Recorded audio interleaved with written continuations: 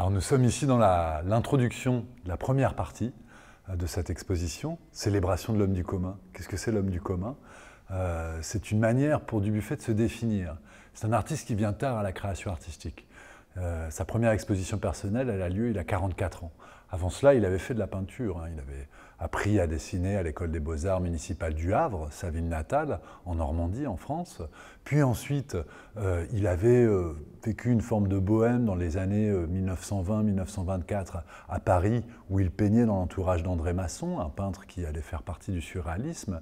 Et puis, à nouveau, dans les années 30, il va faire quelques marionnettes, quelques masques peints et aussi quelques tableaux dans une manière assez classique, mais empreinte d'un certain regard qu'il portait à l'art populaire. Mais ça ne faisait pas de lui un artiste professionnel. Son vrai métier, c'était d'être commerçant. Il était marchand de vin, il avait un négoce cossu, important, et tant et si bien qu'il a une place un peu singulière comme artiste lorsqu'il arrive sur le marché de l'art tout frais et moulu en 1944.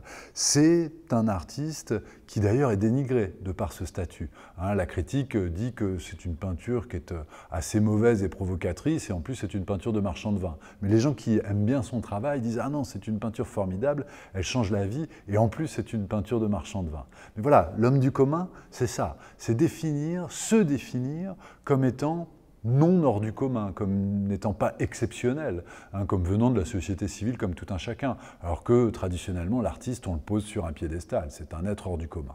Et puis en plus on est au sortir de la guerre, on est en 1944-1945, et là l'enjeu consiste aussi à aller un petit peu contre cet autre homme hors du commun qu'est le soldat, qu'est le militaire avec ses décorations.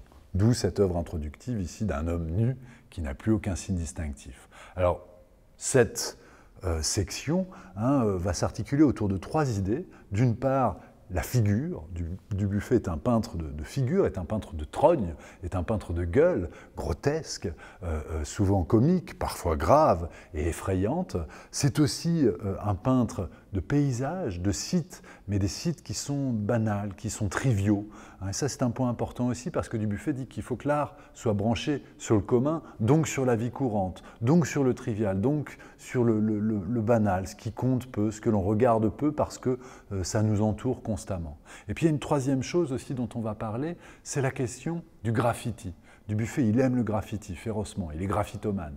Dubuffet, il aime le graffiti parce que c'est le geste commun par excellence qui amène à l'art. Dans toutes les cultures, sur tous les coins du globe, à toutes les époques, il y a eu des traces sur les murs, il y a eu des traces sur les rochers, il y a eu des gravures, il y a eu des incisions. Il y a cette volonté de faire trace. Et ça, Dubuffet, ça l'excite beaucoup, il n'est pas le seul. On le montre en lien avec des images de Brassailles, avec des livres d'Henri Calais. Cette graffitomanie de l'époque, il la partage avec d'autres. Et c'est un point important aussi que de dépeindre Dubuffet en homme du commun, c'est vraiment se donner les moyens de penser cette nouvelle conception de l'art qu'il essaye d'amener, qui est un art qui est branché sur la vie courante.